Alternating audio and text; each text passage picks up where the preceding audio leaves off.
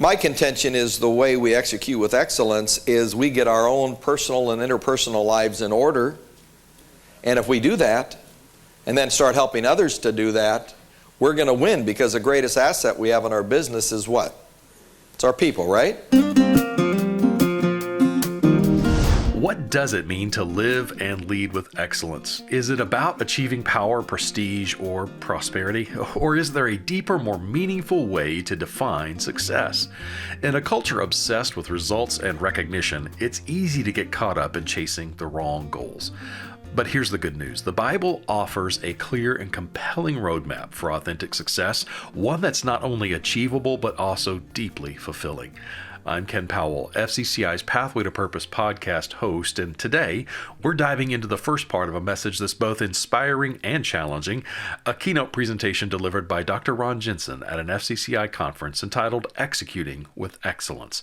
Ron is a leadership expert with a brilliant resume that includes training top leaders in global corporations, nonprofits, churches, and marketplace ministries.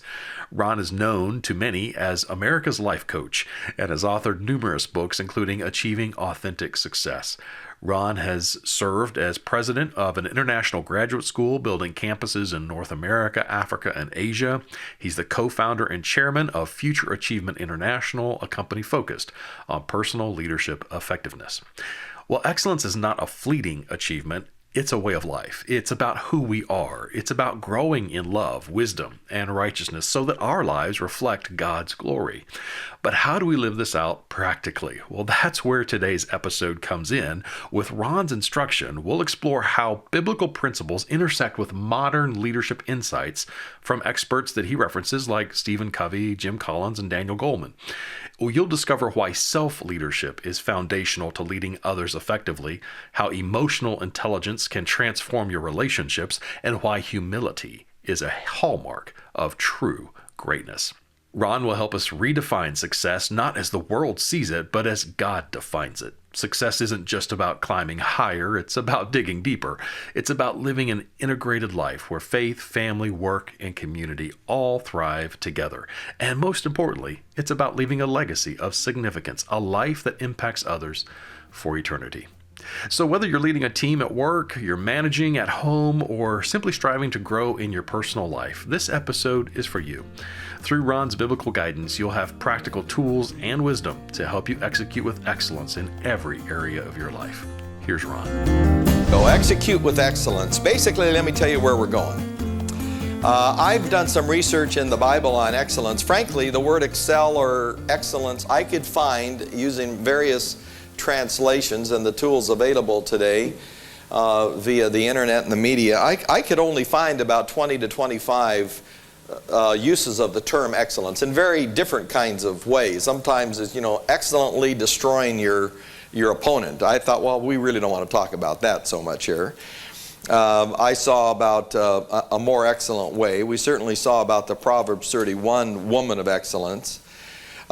We found a number of scriptures. Frankly, the one that stood out the most to me that really could be a bit of a theme for our time together is in Philippians 1:9 and following, where it says, "And this is my prayer, that your love may abound more and more in knowledge and depth of insight, so that you may be able to discern what is best or excellent," as one translation uses it, "and may be pure and blameless until the day of Christ, filled with the fruit of righteousness that comes through Jesus Christ, to the glory and praise of God." Now that is a great passage. It's freighted with meaning. I'm not going to unpack it this morning, but it certainly hits on many of the points that have been discussed by Kent and even that Archie talked on last night. What I want to focus in on, though, when I talk about excellence is about you're executing with excellence as a person. The body of evidence out today is really quite stunning. One of my roles as a researcher is to stay up on all the current literature, and I am fascinated, never surprised, but always fascinated how the current literature in management and leadership is moving more and more back to scriptures. I mean, they've tried fads that don't work, And now they're coming out with things that they say do work. Some time ago, Stephen Covey, former professor at BYU, came out with the 7 habits of highly effective people. He said basically good leadership, which is essential to executing with excellence, is based on self-leadership. By the way, he got that from our forefathers. When they started America, they said, we don't want a big bureaucracy. We don't want all this organization. We don't want policies and procedures and structures. So the way to do that is the way you get good government is through self-government. Get people to govern internally, which meant people had to have principles or straight lines around which to govern. And Covey gave us some of those with his 7 habits of highly effective people. Great book. And then a sequel to that, Principle-Centered Leadership, outstanding book on how to get in charge of your time based on principles. You know, by and large, very biblically consistent. Covey's got Mormon roots, but you know, and there's some iffy things there, but by and large, it's really good stuff. I like much of what he's done. Since that time, Singh came out with 5th Discipline, and in that he said one of the 5 qualities of outstanding organizations was personal mastery of the leader. Your ability to master your personal life. Warren Bennis from the USC Leadership Institute, really one of the keys in this whole area, has spoken at great length about the whole concept of success in business and organizations that win. And he has a lot to say about it, but let me just give you some idea.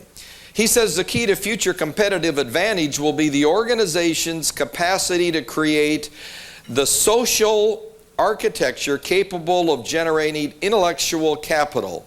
And leadership is the key to realizing full potential of intellectual capital. And then he talks about the qualities of a leader. Listen to his list. Technical competence, we know that. Conceptual skill, a facility for abstract or strategic thinking. Track record, a history of achieving results. And then listen to these. People skills, an ability to communicate, motivate, and delegate. Taste, an ability to identify and cultivate talent. Judgment, making difficult decisions in a short time frame with imperfect data. Character, the qualities that define who we are. And then he goes on to say character is the key component to leadership. Now, as believers, we ought to have a leg up when it comes to understanding this and applying this. Jim Collins has written a couple of fabulous books. I hope you're reading these books. By the way, one of my gripes about the body of Christ, and particularly Christian business leaders, is we don't read some of the current literature as though it's irrelevant. It is not irrelevant. I would just urge you to have enough of a biblical grid to read it through a biblical grid. You need to throw out some of it, but much of it is very profound and very, very helpful. Collins says this, and he's a Stanford leader, and he with another fellow by the name of Porras have written a couple of great books, Good to Great and Built to Last. But Collins says the key to successful leadership is a matter of 2 things: intense professional will, and his second statement is humility. Now get that. Here there's Stanford base guy. He's considered one of the top gurus in leadership, certainly in the top corporate world today. And he says the key to successful leadership is intense professional will and then intense personal humility. By the way, I have friends who's trying to work with him to move him toward the Lord, acquaintances of his, and he goes on to say in his books, he goes, now the way you get humility is that you're broken. You have to be broken. He uses this terminology. He said, now, I don't know how to get broken other than, to have a divorce or financial collapse or someone die or a sickness yourself. And he says, that's how you get broken. I want to tell you that is not God's priority. God's priority certainly is that we're broken. But God has a plan A and a plan B. What Collins talks about is God's plan B. He just doesn't know the word. God's plan A is that we'd be broken through wisdom. Wisdom is an intentional commitment and approach to take biblical knowledge, apply it to our lives, and become skilled in it. The word wisdom really means skilled in life, skilled in living. What God wants for you and me is to be artisans at life. You want to be able to execute with excellence? You be an artisan or a craftsman at living, at life. In your personal life and in your interpersonal life, your personal skills and your interpersonal skills. Daniel Goleman wrote a groundbreaker in 1995 based on research that started in the 1920s, and he called it emotional intelligence. And then in recent months, he's come out with another book called Primal Leadership. And in this book, he makes a very telling statement. He says, ultimately, what makes an effective leader is also self-mastery.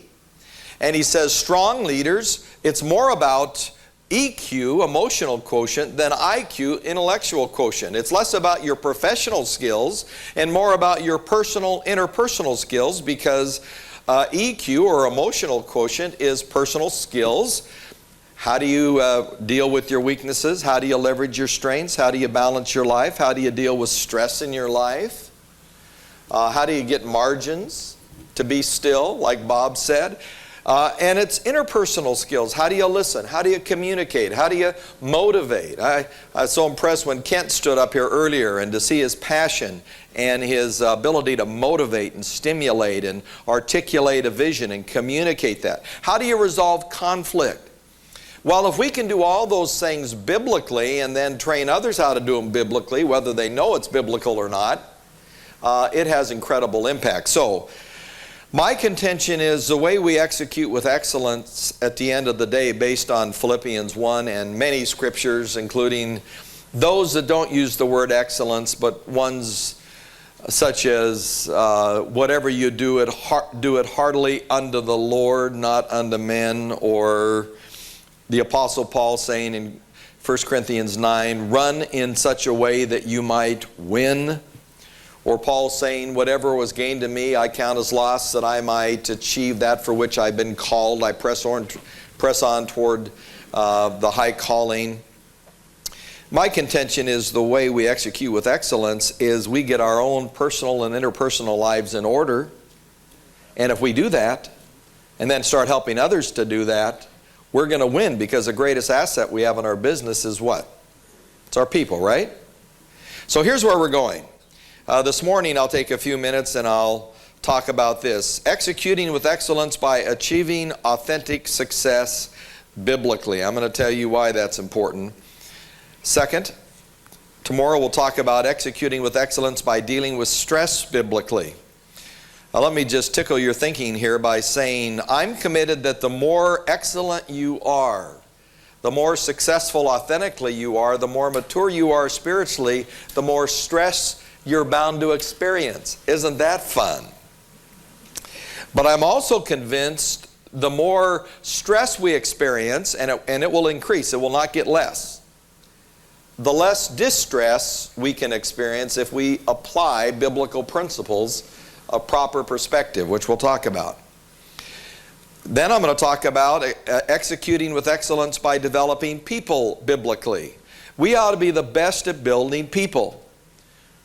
We ought to be the people builders. And again, part of emotional quotient is interpersonal skills. We need to have incredible interpersonal skills. We need to hone them. We need to become craftspeople at those skills. And then finally, we're going to talk about executing with excellence by living biblically, and by the way, by finishing well. And I'll try to give you very practical templates on how to do this. Having said that, we're going to start with executing with excellence by achieving authentic success. And I put down at the bottom, effective leadership is based on self-leadership. Here's your option. Just as in the founders of our country's word, good government's based on self-government, so good leadership is based on self-leadership. You have one of two options. You either have to create incredible policies, procedures, and structures to externally govern people, or you need to empower them to govern their own lives. I'm going to answer three questions. The first one is, what authentic success is not? And when I say authentic success, I really mean biblical success. The very first book I ever wrote was called How to Succeed the Biblical Way. This is what authentic success is not just. Bad syntax, but it makes its point. It's not just power. And by the way, again, we need to be careful because it's easy to get conformed to the world on this. And we need to be leaders and saying, here's what it is. Some of you, by the way, are sitting there saying, Ron, I don't even like the word success. We're not here to succeed. We're here to serve. And I want to answer by saying yes and no. Yes, we are here to serve. Well done, good and faithful servant. We're here to be faithful. I buy that. But my Bible talks a great deal about success. Joshua 1:8, the word of the law shall not depart out of your mouth, but you shall meditate upon it day and night in order that you might observe to do everything written therein. Then God will make your way what? Prosperous. Then you'll have good success. Psalm 1, blessed. Blessed is the most universal term for success in the Bible. It's holistic success. Blessed is a man who walks not in the counsel of the ungodly, nor stands in the way of sinners, nor sits in the seat of the scornful. In essence, blessed, successful is a person who doesn't get his input predominantly from the culture. He gets it from the culture, but not predominantly. It's not the ruler. But his delight is in the law of the Lord, and in his law he meditates day and night. And he will be like a tree planted by the rivers of water that brings forth his fruit in its season. His leaf shall not wither, and whatever he does shall prosper. When you read in the Beatitudes, blessed are the poor in spirit, blessed are those who hunger and thirst after righteousness. Again, the word blessed is the most universal term for success throughout the Bible. God's intensely interested in our success. He's just intensely interested that it's defined in alignment with His definition of success. By the way we lose the culture, and Christians are really guilty of this, in America especially, is we let the culture define the terms. I've written a book called Achieving Authentic Success that actually all of this is built on, that I'll be teaching on. And I chose that term intentionally. I said, I'm not going to let the culture rip away the definition of success. I want to come back and lead the charge, and at least help lead it when it comes to defining it. It's not about power. It's not just about position. That comes and goes. It's not just about prestige. We know that. It's not just about pleasure. It's not just about prosperity. I mean, we know that, but it's really not about the 5 Ps. All those things can come and go. We really know that about prosperity, don't we? I remember going in on an investment to talk to a friend of mine the other day, and he said, Ron, he said, this year hasn't been good to me. He's a great Christian guy. He said, this year hasn't been good to me. He said, I've lost $8 million this year. I said, I really feel your pain. I said, I only need $2 million, so there's got to be something left. And he said, no. He said, frankly, he said, I've just kind of pulled all my money back. And he said, I've got to work on it intentionally. And he said, had you walked in here a year ago, I would have written out $500,000 before you sat down and given it to you. And this guy doesn't blow smoke. I'm sure he would have done it, but he said it just hadn't been a good year. We know what happens. We watch the markets. I mean, it's fleeting. This is good for us. He said, Ron, frankly, it's good I lost some money. He said, I'm not poor. I'm back where I was in 1998. But it's good that I've lost that money, because I was starting to get arrogant. I was thinking, man, I'm a big dealer. I'm making all sorts of money, you know. And he said God needed to humble me a little bit in the process. Many of you know Bunker Hunt, who's known for a number of things, most notably for what? Yeah, the idea that he and Herbert, his brother, cornered the silver market. Now, I happen to believe the government changed the rules after the fact, and it was a political deal. But he did have a lot of silver, and so did Herbert. I was interviewing Bunker and Carolyn once with our friend Robbie Gowdy at Epcot Center, again around a Campus Crusade executive ministry event some years ago, and I said to Bunker, how does it feel to lose $8 billion? Because once upon a time he was the wealthiest man in the world. At that time, at least prior to that time. And he said, is that what I had? And I said, well, he said, I never counted it. I said, well, that's what the paper says. He said, well, it's not a lot of fun to lose that money, but it's no big deal. And by the way, he went into chapter 7, lost everything but his house. Now, his house was nice, but, you know, it's in Highland Park, Texas, but it's not a mansion, you know, mini mansion at best. Nice, but it wasn't great.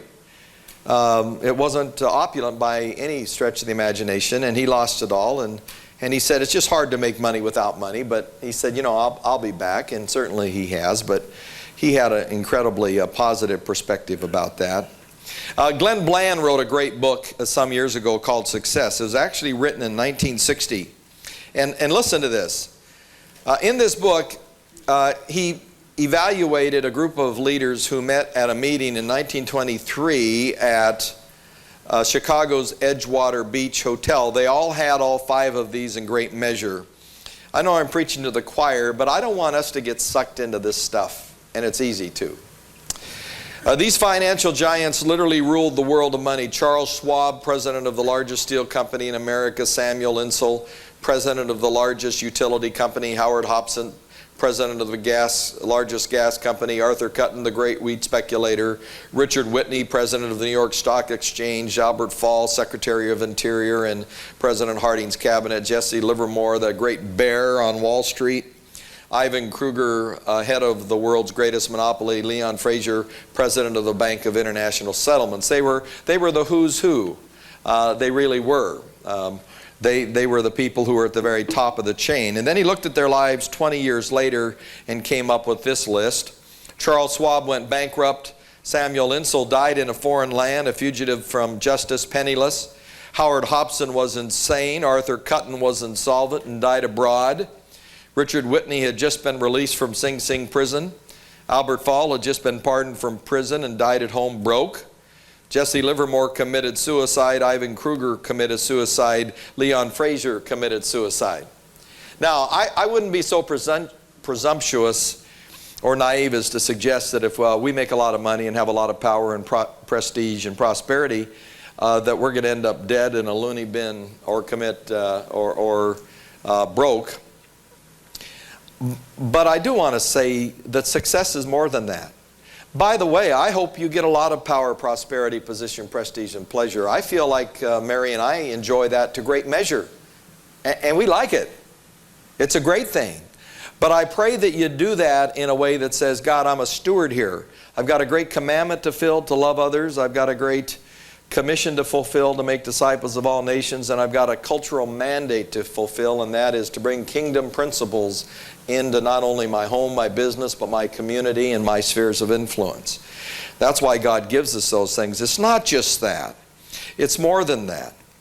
I like this statement that was written by John Steinbeck to Adlai Stevenson in, again, 1960, the Washington Post. He said this: "A strange species we are, we can stand anything God and nature throw at us save only plenty.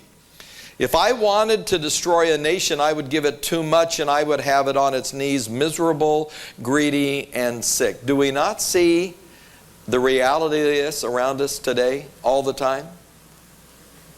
We see it in the high-profile groups, but I think we see it on many fronts. By the way, not just outside of the church, but inside of the church, tragically. Well, if success is not just that, what is authentic biblical success? I've certainly studied the scriptures on this, particularly the Proverbs, which is foundational to everything I teach and foundational to this book, Achieving Authentic Success, that I've written, though I've written it as my counterpart to Covey's 7 Habits, aimed at a secular target audience, because Proverbs applies to everybody. And by the way, anybody, believer or unbeliever alike, a Sikh, a Jew, a Hindu, a Muslim, an atheist who applies biblical principles, God will bless. They'll never be whole. They'll never have their eternity in place without knowing Jesus, but truth works. It works everywhere. Proverbs wasn't written for Christians. We didn't exist then. It was written for a broad group of people. And it works. And part of loving people is helping them with principles that work. But I've also interviewed hundreds of leaders around the world who tended to have power, prosperity, position, prestige, and pleasure. And I always ask the same exit question, and that is, at the end of your life, how will you know you've succeeded? And I hear these things: how did my kids turn out? Did I do what God wanted me to do? Did I change lives positively? Did I build meaningful relationships? Did I really love my spouse? Did I make a difference? I mean, the issues all are the issues that we deal with. It's not just success in the cultural term, it's what we've started to call significance increasingly. Fundamentally, I've discovered there are 2 key issues. They're these. Number 1, is my life integrated? Am I complete? Am I winning in all vital areas of life? I maintain that we need to cross-train weekly in at least 7 areas: faith, fitness, family, friends, finances, firm, that's our business, and fun. You ought to be growing every week in those areas. We have some tools that can help you do that. You can see some of those out here on the book table. But we need an integrated life. I need to win not just publicly, but privately. I need to win not just corporately, but in my family. I need to win in all vital areas of life. And the second issue is not only am I succeeding in all vital areas, but is my life one of impact and contribution? And that means, am I making a significant positive difference with my life? Am I seeing other lives changed? Am I leaving a lasting legacy? I like what Harold Kushner said, the Jewish rabbi, in his book entitled, great title, When All You Ever Wanted Isn't Enough. He says, our souls are not hungry for fame, comfort, wealth, or power. Those rewards create almost as many problems as they solve. They do, don't they? Our souls are hungry for meaning, for the sense that we have figured out how to live so that our lives make a difference, so that they matter, so that the world will at least be a little bit different for our having passed through it. Isn't that really the issue when it's all said and done? And when God says, set up for yourselves not treasures on earth, He's again not against power, prosperity, position, prestige, and pleasure. We have many biblical and historical examples of godly men and women who leverage those. What God's saying is, let your focus be on those things that will count. Leave a lasting legacy. Focus in on eternity. And that really has to do with people and the Word of God, one way or another. It really deals with this whole concept again of significance. And the question is, how significant is your life? I'll never forget going to the presidential prayer breakfast some years ago. It was a great event. I've been to a few of these, but this particular year I was taken back because of our speaker. Bill Clinton and Al Gore were in office, and Bill Clinton and Al and everyone else in that room were very responsive, seemingly, to the speaker.